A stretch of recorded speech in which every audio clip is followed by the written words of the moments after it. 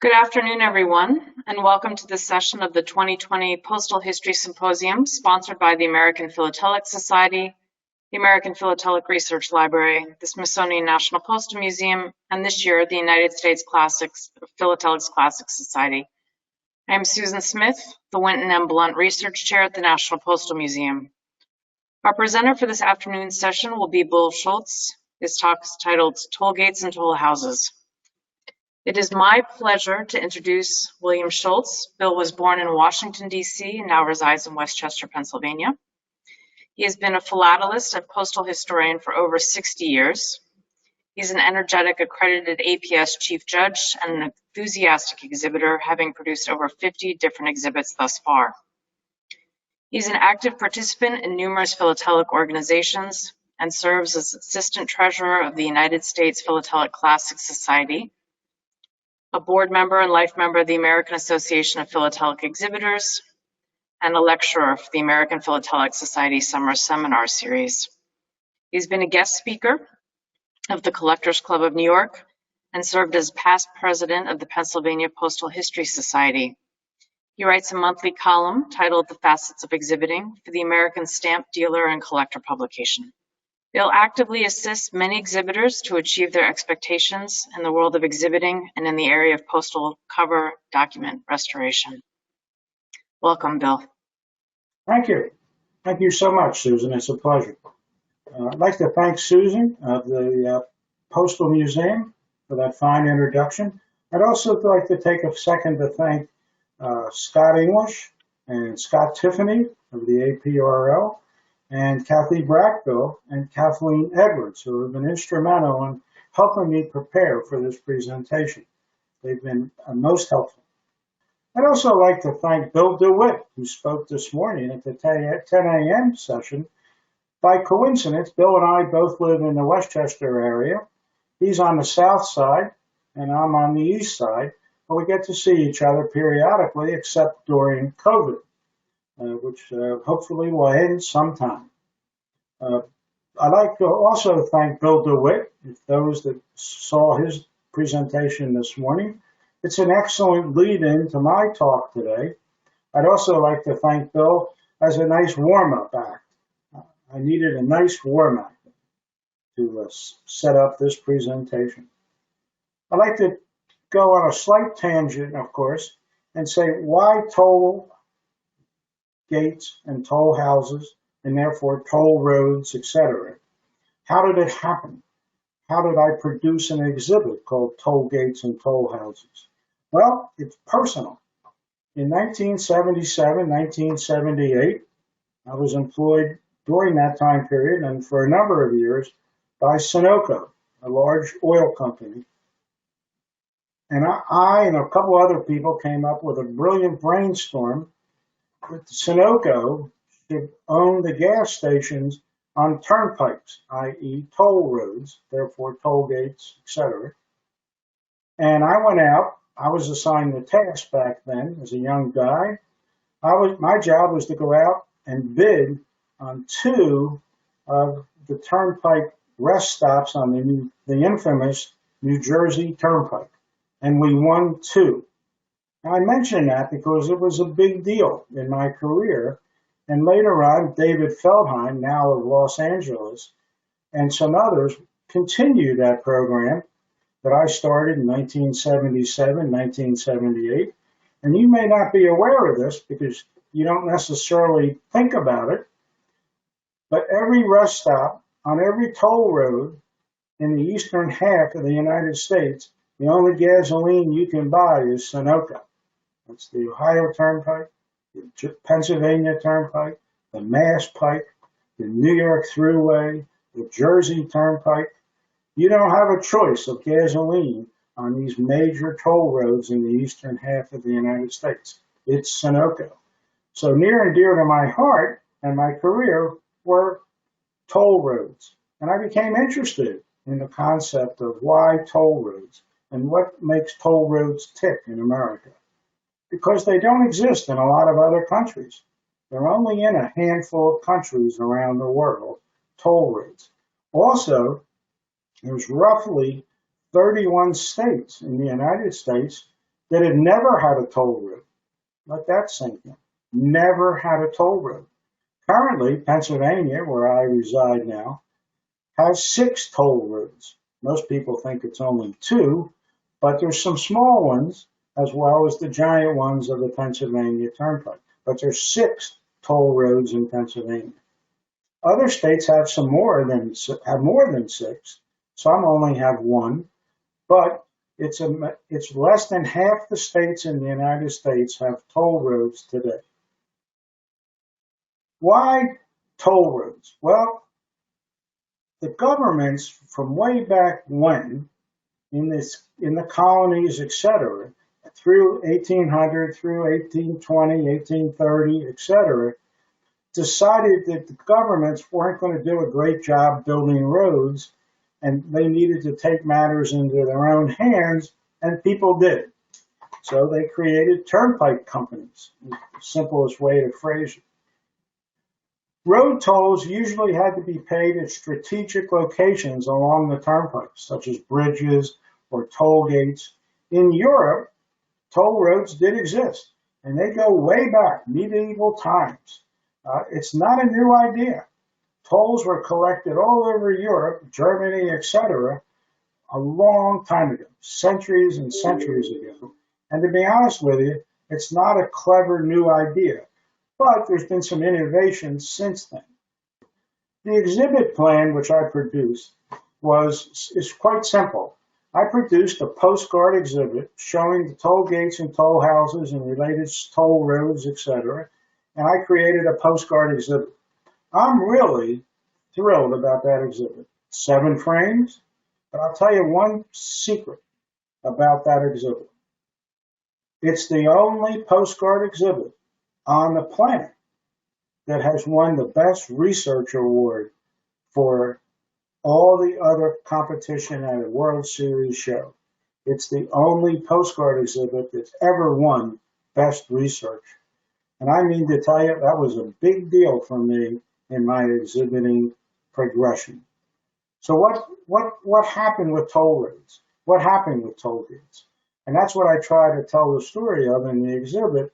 But I'm also going to show you lots of examples. The exhibit itself has about 250 picture postcards in it, or spread over 7 frames, detailing as much information as I could squeeze into 7 frames about toll roads, toll gates, toll houses, etc. You can see from the array of chapters, I tried to spread it out into various subjects to make it easily understood by the viewers and therefore also the judges. The exhibit has won a number of gold awards.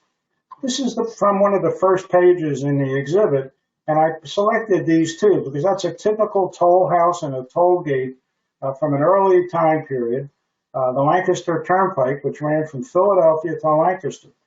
That's, in theory, and I say in theory, the oldest turnpike in the country was Philadelphia to Lancaster. 17s, 90s kind of time period. And then to the right, I found a postcard, believe it or not, of the rates of the tolls on a turnpike from way back when. So it's an interesting 2 items near the title page of that exhibit. The earliest turnpike officially, when you really do your research, was in the state of or Commonwealth of Virginia. But the one from Philadelphia to Lancaster was the first major significant turnpike linking 2 significant cities. You can see the rates of toll on the right, different postcard, and you can see the different variety. I'm starting to show different varieties of the toll houses and toll gates. They came in all different sizes and shapes, and the main thing was to provide a manner to stop the traffic, most likely a horse or a horse and buggy or a horse and sulky at the toll gate. The tolls weren't very expensive, as you can see, but they were significant. And if you were a postman, you were using them all every day. And the Postal Department, United States Post Office Department, in the early days of toll roads all over the country, paid a lot of tolls.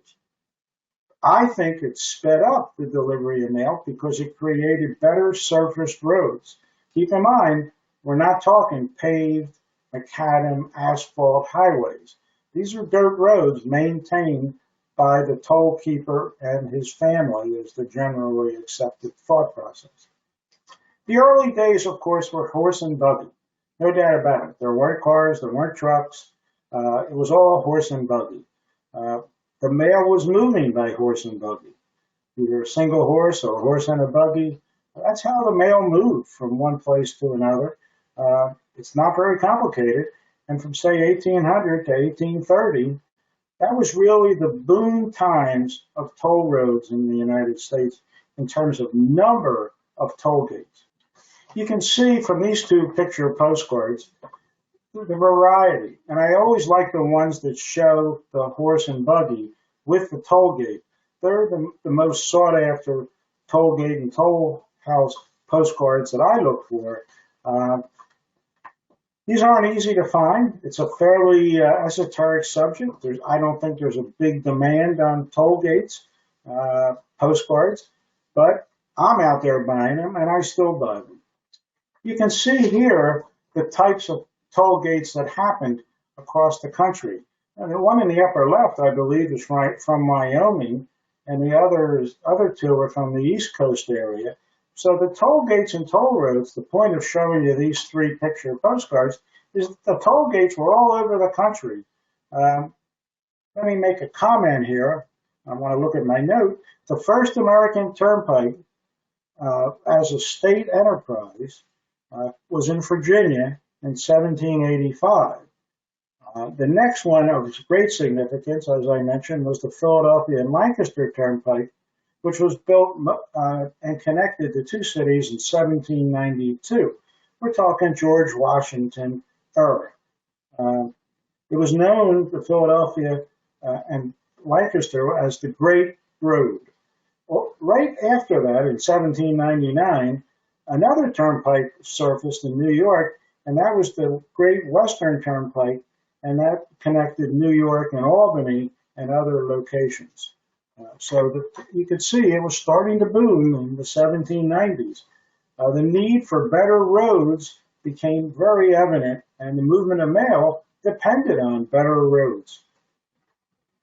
The construction of turnpikes varied, and the construction of toll houses varied, and the techniques varied. There was open or covered, there was on the side of the house, there was through the middle of the house. There was all different types of architectural attempts to effectively collect the tolls. Keep in mind, there was no easy pass then. Turnpikes played an important role in the success of the American mail system and the American movement of mail, and in North American too, because there were toll roads in Canada, so we don't want to leave out Canada. Thousands of settlers utilized the turnpikes in the early 1800s to move westward. They paid tolls in the eastern area to move west. New cities and towns emerged along the turnpikes. And I know that happened a lot in Pennsylvania. Just like the railroads did half a century later, the turnpikes had a similar impact on the creation of towns and therefore the creation of post offices in these small towns across the country. The turnpikes increased trade and business that allowed goods and services to be moved more efficiently, and it clearly allowed the mail to be moved more efficiently. Foundations. I picked this page to highlight a few facts that might be of interest to you. A toll road, also known as a turnpike or a tollway, we don't hear the word tollway too much anymore, is a public or private road, almost always controlled access highway in the present day, limited egress and exit, for which a fee or toll is assessed for the passage. And it's always been controversial. A little side story, which might be of interest to you. One of my hobbies is fly fishing, and I went to Labrador to do Atlantic salmon fly fishing a number of years ago. And my fly fishing guide, who had never been to the United States, He had never been out of Labrador. And at that time, you should note that Labrador only had 40 miles of paved highway in the whole country. That's a little different than what we're used to here in the States. But every day, for 7 days, my fishing guide would ask me the same question. I got bored with the question, but every day he would say, "Bill By," they speak with an Irish brogue in Labrador, "Bill By, tell me about toll booths in the United States." And I'd say, "Dennis," which is his name, I'd say, "Why are you so concerned about toll booths?" And he said, "I'm afraid they're going to put up toll booths on our 40 miles of paved highway in Labrador." I said, "Dennis, you don't have anything to worry about. It's not going to happen." Toll roads have existed a long time, way back. In the United States, they caught on. And they caught on because there was an assumption that the governments, local governments, state governments, federal governments, weren't necessarily going to do a great job of the construction and maintenance of these early roads, particularly the 1800s to say the 1850s. So toll roads sort of surfaced as a alternative to government constructed roads. Criticism toll roads have always been it takes the time to stop. But over the last 5 to 10 years, we've solved that problem, of course, in the United States and Canada with Easy Pass. By the way, in my exhibit, I actually have on the last page in the epilogue a postcard showing an Easy Pass toll gate. I want you to know, and this is kind of funny to me, it was the most difficult postcard for me to find for the exhibit. Nobody made many postcards showing Easy Pass toll booths. Trust me, nobody cares about those postcards, except maybe me. And I wanted it for my epilogue. But I end the exhibit with a little blurb about Easy Pass. So and Easy Pass has solved the problem of, the Jersey Turnpike and the Garden State Parkway. They used to create massive traffic jams at the toll booths, as did the Baltimore Tunnel, for those of you familiar with that, going through the harbor in Baltimore. Used to create massive backups of cars and trucks because of the toll booths. Well, we've solved that to a great extent with Easy Pass, and that problem has now gone away. The early gatekeepers, it's not unlike lighthouses. The analogy I like to say is that lighthouses had lighthouse keepers and toll gates had toll gate keepers, and they lived there. It was usually a private home became the toll gate. And therefore, there's sort of an American flair to the whole process. People would convert their homes into, or a portion of their home into a toll gate. And that created revenue for them, but it also created a better road system for the delivery of mail. This is an example on the left of a toll gate keeper waiting for people to come by his toll gate. On the right, it starts to tell a little different story. This is a small individual little kiosk booth of a toll gate of a bridge. Bridges become an important part of the toll story, as do ferries, etc. So tolls to me are not just the roads, but any place where a toll is paid. Tolls could be considered an excise tax or a use tax. That's really fundamentally what they are. As my guide in Labrador said to me one day as I was fly fishing, "Why would you pay your taxes and then pay the toll to the same government?" Well, that stumped me, but I didn't have a real good answer for him. But that's really what a toll is. It's a form of taxation for the use of that highway. So it's a use tax. There's a lot of people in this country that think use taxes are a very fair way of taxation. I'm not sure I agree with that. Covered style toll gates.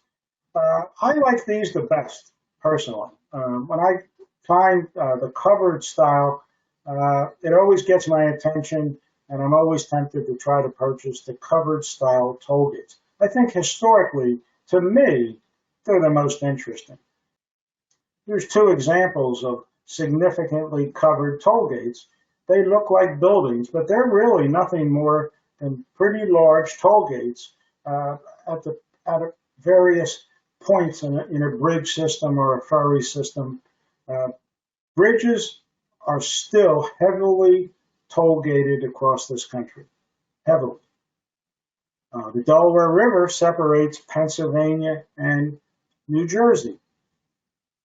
There's about 10 bridges that cross the Delaware from Pennsylvania to New Jersey and vice versa. Only one of those today is free. All the rest are tolled. And I'm not going to tell you where the free one is because I'm trying to keep the traffic off of it, because that's how I go to Jersey. I go the freeway. A couple more covered ones, if you will. The one on the bottom right is the kind I really like seeing, where they've added on the covered toll gate to an individual home, and it really captures the essence of what a toll gate is. And you can see it's a dirt road, but it's smooth and it's even and it's well maintained. And that really did help the movement of mail in the 1800s. U.S. toll roads, private road building, that's to some extent what it accomplished, went in waves throughout the 19th century and across the country, and between 2,500 and 3,200, that's amazing numbers for the time period, were successfully financed and building and operating toll roads. They became big-time small businesses across the United States and Canada. There were three especially important episodes of toll road construction. The Turnpike era in the George Washington, Thomas Jefferson era. The plank road, which is sort of wood and that kind of thing, 1847 to 1853. And then the toll roads of the far west, which became very popular particularly due to the gold rush and the movement westward, 1850 to the turn of the century. For Americans looking for better connections to markets, the poor quality of the state system was a major problem for the delivery of goods and services. So they tried to build canals, they tried to build roads, they used steamboats, all the things that Bill DeWitt talked about in his earlier presentation today, the modes of transportation. But a crucial one was toll roads, crucial, because that's really how most of the mail up through the Civil War for sure moved. It moved by horseback. It didn't move by railroad until the Civil War and later. I always like saying this because I'm sitting here in Westchester. The first mail by train in the United States moved from Philadelphia to Westchester in 1832. That is in Hugh Feldman's book on railroads. And I always like turning to that page and reading about where my town was the terminus of the first mail moved by railroad in the United States. A big deal to me because I live here. I mentioned earlier that the first private turnpike was the Philadelphia to Lancaster. But the real reason I wanted to mention this, by 1800, just 8 years after the Philadelphia and Lancaster one was built, 69 turnpike companies exploded and chartered throughout the country, especially in Connecticut and New York. It boomed in that area of the country. And over the next decade, think about this, 398 corporations were formed to build toll roads in the eastern part of the United States. They're amazing numbers when you think about the population, but it also had a giant impact on the movement of mail. Just two good examples of turnpike mail, and you can see, in a sense, these early postcards and views of early toll houses and toll gates. It gave you a sense of the openness of the turnpike system. It sort of ties it all together for you. Turnpikes as a percentage of all business. I think this is important. For postal historians, the 1800 to 1830 time period is always of significance to stampless cover collectors, etc. Look at the numbers. 27% of all corporations during these 30 years were turnpike corporations. 27%. That's an amazing number. Just staggering to think that's really a key factor in the development of business and enterprise and the movement of mail and the movement of all goods. I always like these with the winter, and it shows the different conditions. The one at the bottom right also gives you a real sense of the openness of the turnpikes and the toll roads. It's just a nice scenic road, but that's what a toll road looked like way back when. Costs and benefits. The states and the governments and the corporations really had to figure out how are we going to finance these roads, how are we going to incorporate them, how are we going to organize them. Some did very well, some didn't do very well. I'll talk a little bit more about that as we get closer to the end of this presentation. Some toll booths and toll gates didn't look too good. The one in the upper right looks a little sloppy, a little worn out, but the ones to the left and the ones to the right are pretty classy looking, and some people really tried to do a wonderful job with their appearance. Two more examples. I like these two particularly. The gates up and down. This is kind of corny, but I figured, well, it's a postcard exhibit. It gives you some latitude. This is not Gordon Eubanks' 1847 collection. This is postcards, so I can be a little more creative. So I decided to do a little chapter in the exhibit of the gates up and down. And I said, well, not everybody will like up and down gates, but I kind of do. And it shows that I'm not taking the exhibit that seriously. I take it seriously, but not that seriously. This one dramatically shows two gates raised up in the air. It gives you a sense of the size of the gates. They weren't small in a lot of cases. They were very meaningful, very substantial in appearance. Covered toll bridges. Here in eastern Pennsylvania, we have a lot of covered bridges, very historical. Most of them have been maintained and restored. It's a great historical treasure in eastern Pennsylvania.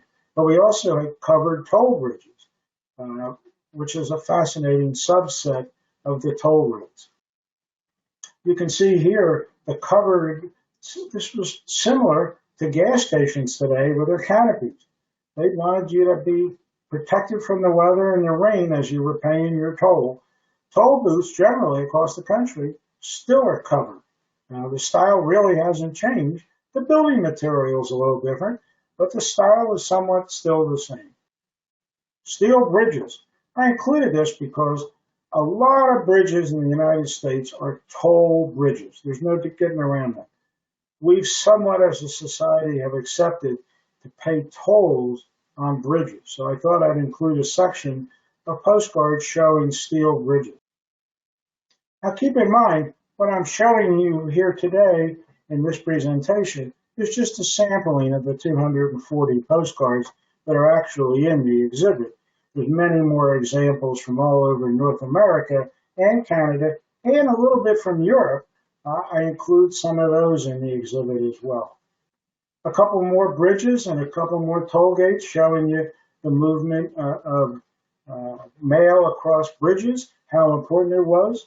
There's no getting around it. There's a lot of water on our continent. There's a lot of rivers and creeks and streams to cross, so there's a lot of bridges, and the governments and toll companies decided to charge tolls for those bridges, and still do. Toll houses. Great subject. Well, the bottom one is famous. This is from Massachusetts. It's the Whitman Toll House, as in Toll House cookies. This is where it all started. For you cookie freaks out there, this is where Toll House cookies emanated from. It really was a toll house, and it really was in Massachusetts, and it really collected tolls, but that's where they invented Toll House cookies. I include the upper left one to show you the problems of weather regarding toll gates. It's not a perfect system. You get floods, you get rainouts, hurricanes, etc. Trolleys. Now, this is a little controversial. Some judges don't like the fact that I've included trolleys in this postcard exhibit of toll houses and toll gates, but trolleys carried the mail, and they charged a toll to ride on them. There was a fee.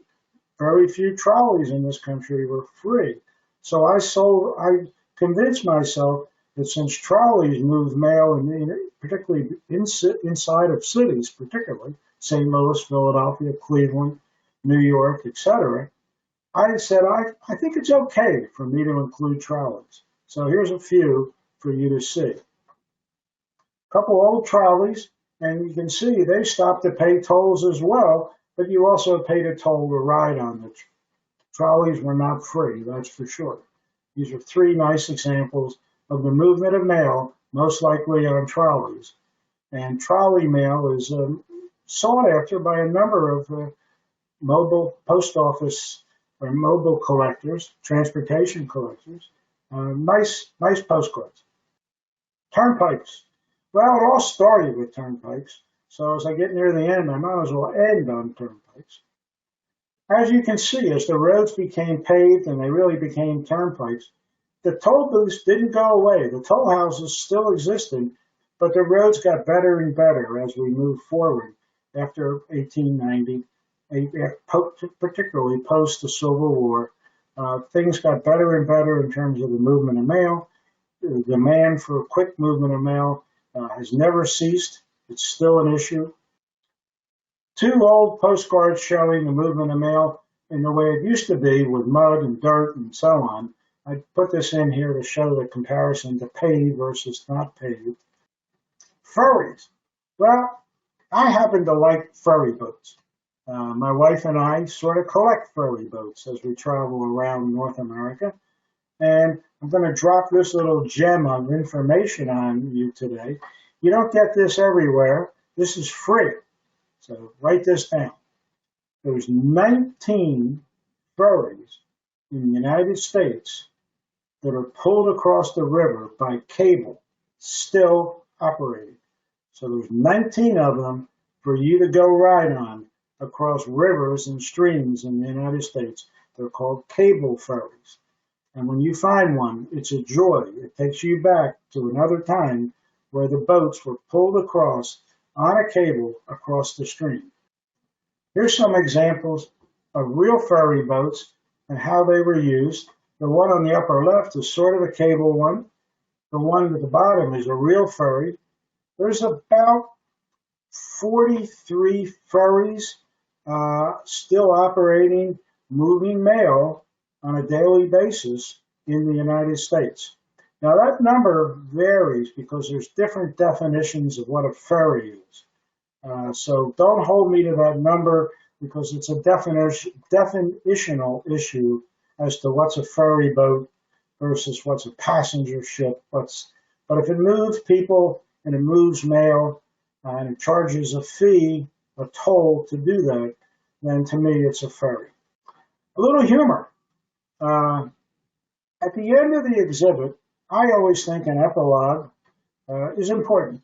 It's not required. Can't find that in the judging manual or the exhibit manual. But an epilogue is important. It kind of tells to the viewer, and particularly a judge, this is the end of the exhibit. And I thought, since this exhibit's picture postcards, and it's not Mark Schultz's New York Postmaster Provisional exquisite exhibit, a little tollgate humor at the end might be fun. So it's give me the latitude of having a little humor with my postcards and a little humor with tollgate. So I think I have three examples here for you to enjoy. The top right one is paying a toll. You have to kiss the guy to get through the gate. Notice the toll gate. Same with the bottom one. And the one on the left is really that about a toll gate. And I think it's great toll gate humor. I love these three postcards. Not easy to find. It took me a long time to find three that I thought would be worthy to put on the epilogue, calling it tollgate humor. And that's what it's labeled in the actual exhibit. I'm now going to pause for a second and read you from my notes a couple of statistics that I think are really important for everybody to digest about toll gates today. What are the 5 most expensive toll roads in the United States? Well, the most expensive one is Whiteface Mountain in New York. It's $1.25 today per mile. Per mile. The next one is the 17-mile drive in California, and that's over there by Pebble Beach, etc., and that's 59 cents per mile. Then there's the Chicago Skyway in Illinois, and that's 51 cents per mile. And then there's the Fort Bend Parkway in Texas, that's 51 cents a mile. And then a new one, which I was just on recently, is the Delaware Turnpike in Delaware, and that's 29 cents per mile. So the rates vary, but they're the 5 most expensive. All the others cost less. So I said, well, if you're interested in those 5, I'll give you also the 5 most expensive bridge tolls. The most expensive one, of course, is the Chesapeake Bay Bridge Tunnel in Virginia, and that's $30 round trip. Then there's the Verrazano Narrows Bridge, and that's $15 one way. Then there's the George Washington Bridge in New York, which is $13 one way. And then, for us, our California viewers, the Golden Gate in San Fran is $7 one way. And then the last one, the 5th most expensive, is the Tacoma Narrows Bridge in California, also at $5.50 one way. So that leaves me with tunnels, which charge tolls in some places. What's the 5 most expensive toll roads, or toll tunnels, pardon me, in the United States? The Lincoln and Holland Tunnel in New York is $13 one way. The Anton Anderson Memorial Tunnel in Alaska is $12 one way. The Fort McHenry Tunnel in Maryland is $8 round trip. The Hugh L. Carey Tunnel in New York is $7.50 one way. And the Queens Midtown Tunnel in New York is $7.50 one way. I thought those were interesting numbers. I was surprised at how expensive certain bridges were, considering that a lot of those are commuter passages each day. So there's people out there that are paying those tolls every day. I'd like to thank everybody for their attention. Thank you for letting me share your time, and I'm happy to share my knowledge of exhibiting and the excitement of exhibiting postcards. It's been a great boon to me, and it's a great boon to our hobby to include postcards in the competitive world of exhibiting. It's not that expensive. Most people can afford postcard exhibiting. So when people say exhibiting is too expensive, it's for rich people, I want you to know that's true for certain exhibits, but not for postcards. You can have a great time inexpensively, pick a subject, and do a postcard exhibit. And I look forward to seeing those, and I truly look forward to judging those in the future. So thank you for your time, and thank you for your patience. And I'm happy to entertain any questions. Thank you so much, Bill. That's fantastic. There are quite a few questions. Why were photographers creating postcards of toll houses at all? Were these advertisements for the roads? Were they evidence of payment on the toll road? Were they for tourists is probably not the word, but for people coming through to pick up as they went through? What was the intention? I think two, based on my knowledge of postcards and the production of postcards.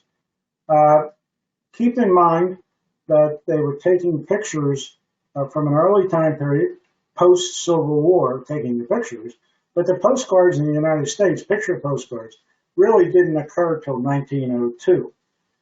So there are a lot of the images you saw today may have been photographed prior to 1902, but trust me, there were no postcards in that exhibit printed before 1902 in North America. Europe, they were a little earlier, the Germans were producing postcards earlier than us by a few years. Not many years, but some. I think they were used as advertisements. That's answer one. I think the most important thing was that there was not email, there wasn't the computer, there wasn't internet, there wasn't radio, there wasn't television. So the images that people could send to each other were postcards. They were cheap, they were inexpensive, and there was also in our country and throughout the world, and it still goes on a little bit. I know some people that are still doing this. There's an approach to exchanging postcards, letting other people know, your friends and relatives, etc., what your town looked like or what your surroundings looked like, or you put up a new building in your town. So the photographers knew that, and they were running around the countryside taking pictures of things that they thought people would buy their postcards via the distribution methods at the time. A penny postcard, by the way, does not refer to the cost of the postcard.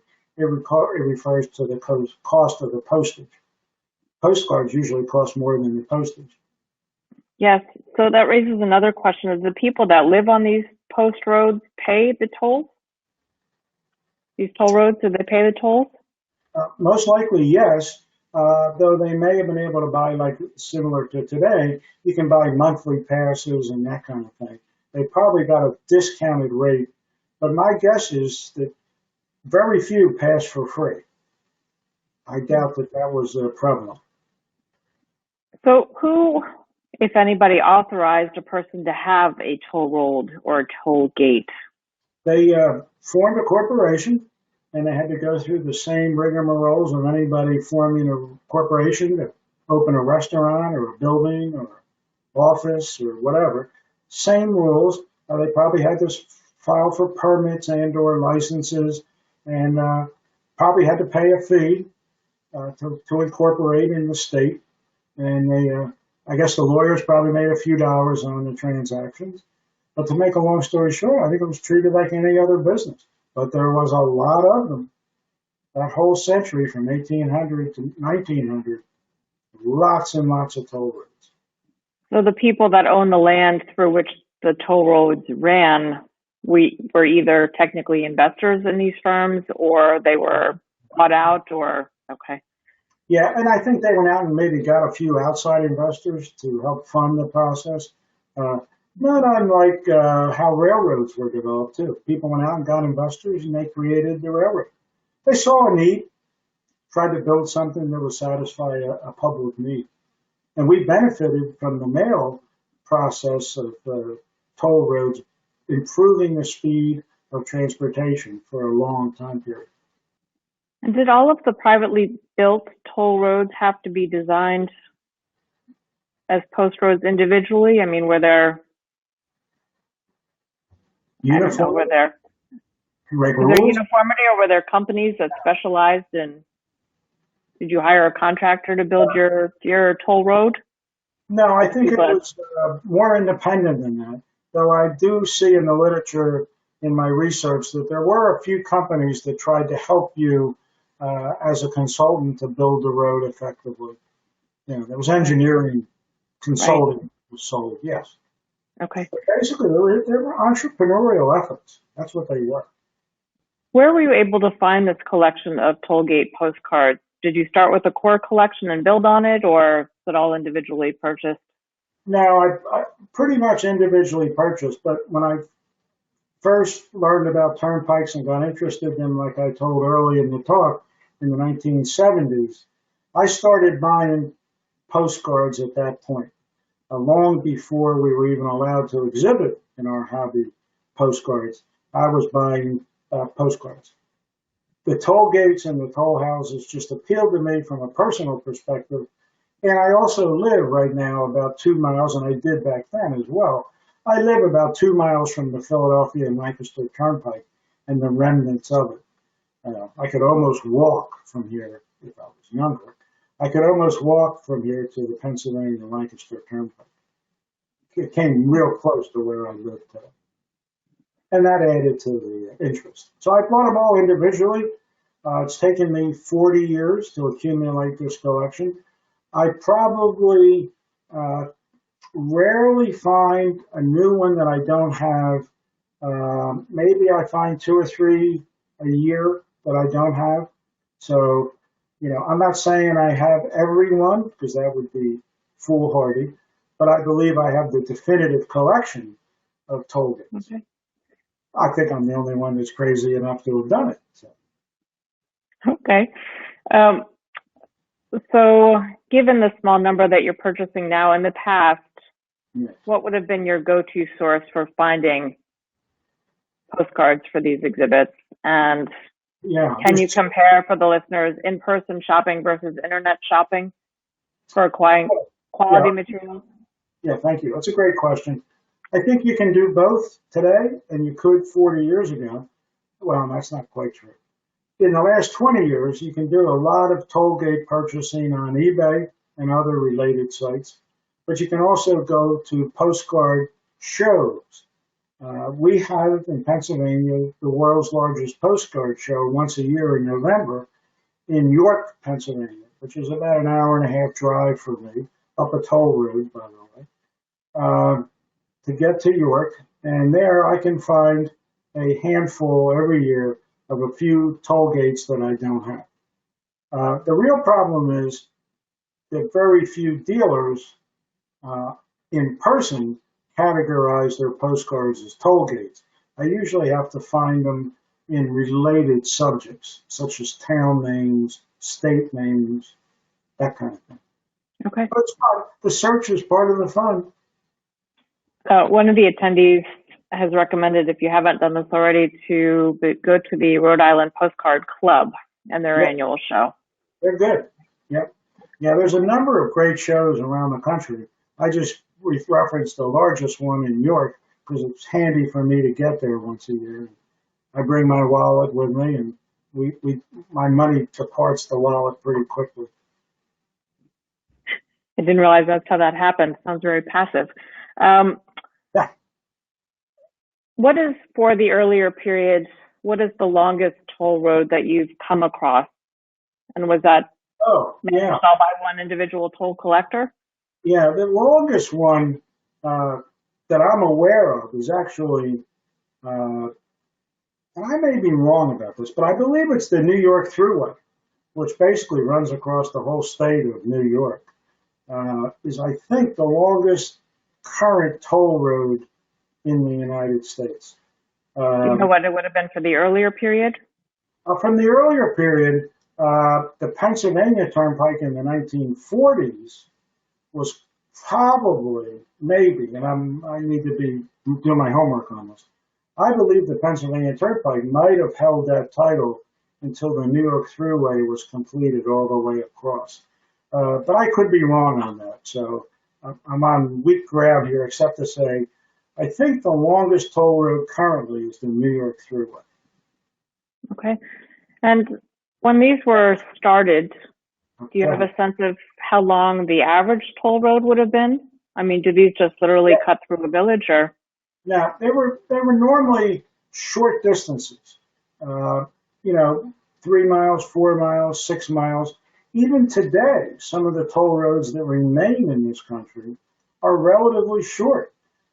We think of toll roads like the Pennsylvania Turnpike, the New York Thruway, the Mass Pike, the Ohio Turnpike. We think of them as long roads, and they are. But there's a lot of short ones. And let me give you like 2 examples that come to mind. One is there's a road that takes you into the Denver airport. It's not very long, but you pay a toll to go to the Denver airport. There's another one that takes you to the Orlando airport. That's a short distance. There's a few others that are real short between 2 points that somebody decided there needed to be a road there and the state wasn't willing to do it, so they built their own little toll road. But there's very few of those left. And those are still privately owned? Yeah, you can still own private toll roads. Yeah, I think you have to file, paperwork and legal documents, but yeah. Sure. Okay. Just like ferries. You and I can start a ferry company. Okay. What references would you recommend in addition to the Turnpikes of New England by Frederick Wood.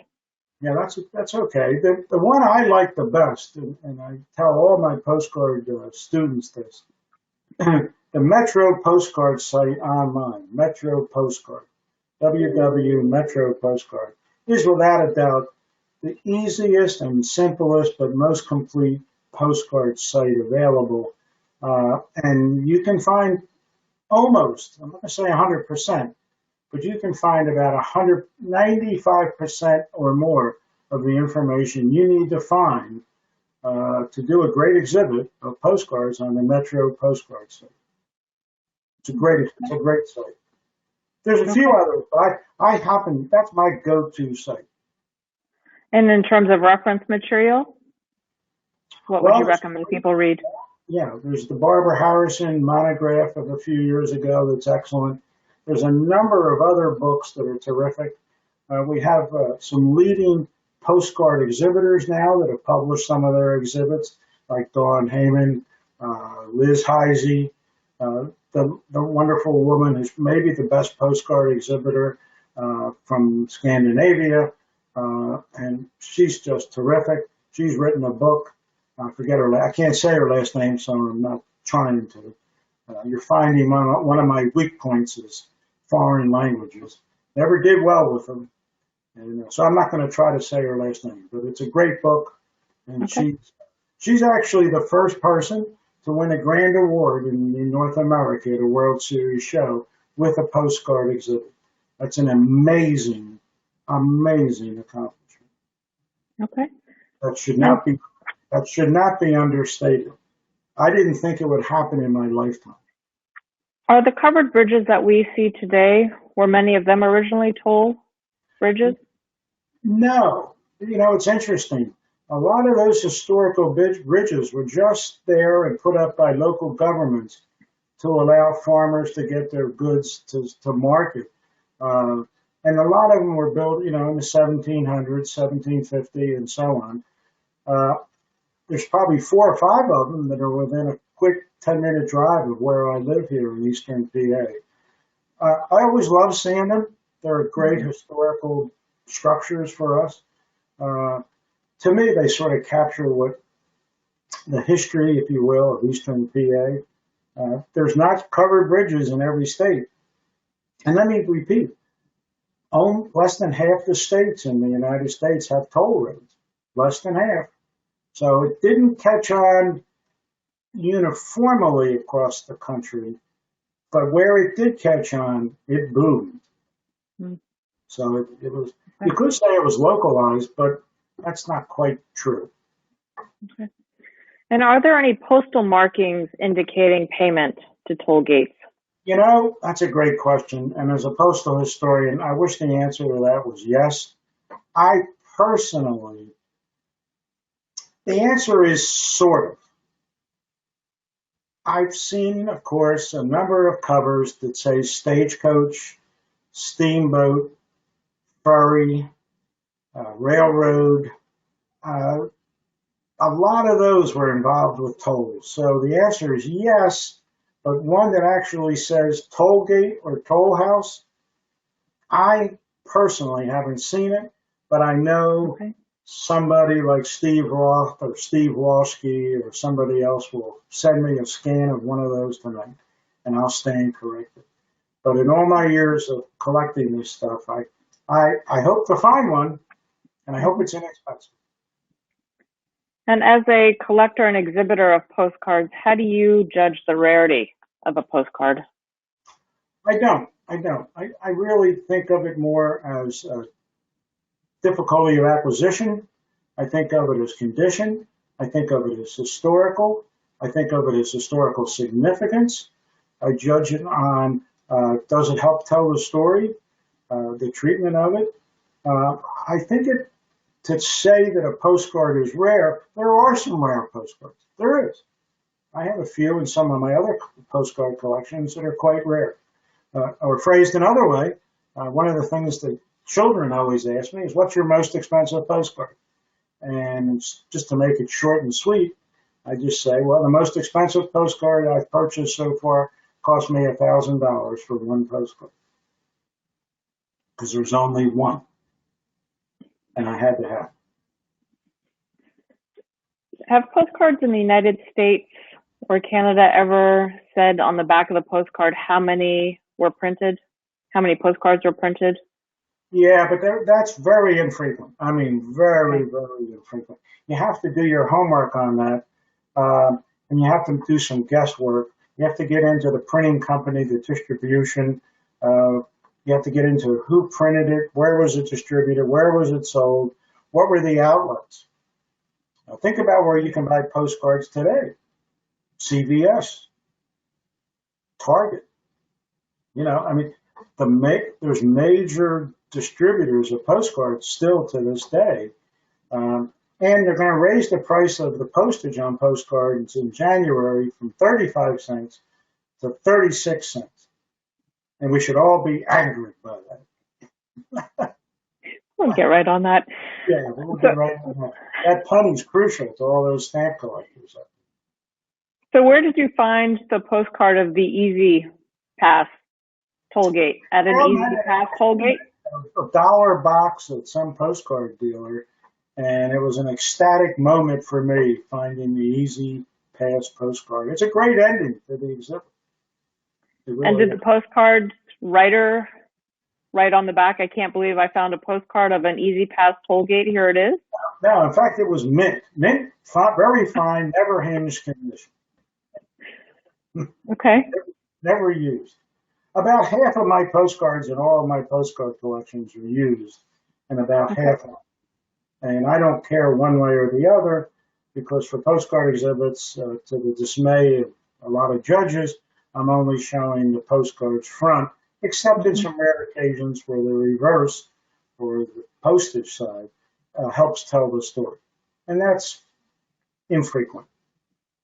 Okay. And is there a way to tell from the markings whether a postcard or mail period has been transported on one of the ferries? No, I haven't been able to determine that, but you can tell from what could be the origin. You know the destination because the address is going to be on the postcard. Sometimes people would also write on the left side of the postcard where they were mailing it from. Sometimes on the front of a postcard, it tells you where it is. So you know it went from so-and-so town in New York to so-and-so town in Vermont. And you look at the map and you go, I bet it went by that cable ferry across the Vermont River. I just made all that up, but that's a good example. Okay. Several people have written in with their own stories and memories of toll gates, toll roads, and so forth. And one person has mentioned photos. Is there a good way to contact you? Sure. I'm on the APS website as a judge. Just go to events, then look up judges, and then scroll down the alphabetical list of judges and look for Schultz. And my email address is there. I answer all my emails. What tips do you have for first-time exhibitors? In general? Well, they didn't specify, so let's say yes, in general. Pick a subject that you love, because you're going to spend a lot of time with it. It becomes your baby. It becomes your product. It becomes part of your soul. You leave part of your soul on the page. I think of it as artwork, so think of it this way. An artist starts with a blank canvas. At the end of some time period, there's a beautiful painting, and people either admire it or they hate it. Exhibits in our world is the same. I start with blank pages, and at the end of a particular time period, I have to finish a page, or I finish a frame, or I finish a number of frames. And at the end of that time period, I look back at it and I say, I did a good job. I'm pleased with what I did. And I leave part of my soul on those pages. But I can also tell you that other people will either love those pages or dislike those pages. And I'm not sure. I hope they like them, just like an artist. It's a form. It's not science. It's art. And the proof is you start with a blank piece of paper just like an artist starts with a blank canvas. It's not science. Some people think it's science. It's not. It just isn't. That's my opinion, and I firmly believe it. It's a form of art. Thank you so much, Bill. Thank you, Susan. You've been terrific. And to all of the attendees, we want to thank you for your attendance and ask that you join us on behalf of the 2020 Postal History Symposium, the American Philatelic Society, the American Philatelic Research Library, the National Postal Museum, and the United States Philatelic Classics. In thanking Bill Schultz, it's been wonderful.